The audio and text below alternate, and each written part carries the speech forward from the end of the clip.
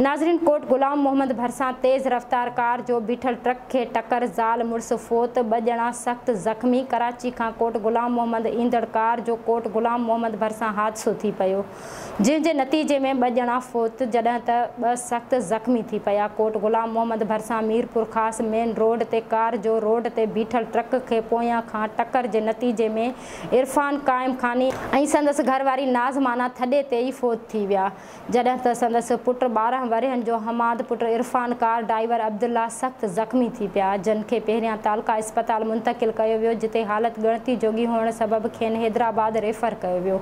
वाक़िए जो इतला मिलंदे ई कोट गुलाम मोहम्मद पुलिस वाक़िए वारे हंधि पहुची लाश इस्पताल मुंतक़िल करे छॾिया, जॾहिं त ट्रक ड्राइवर फरार थी वञण में कामयाब थी वियो। फोती इरफान काइम खानी ऐं संदन घरवारी नाज़माना जो लाश ज़रूरी कार्रवाई बाद वारसनि हवाले कयो वियो।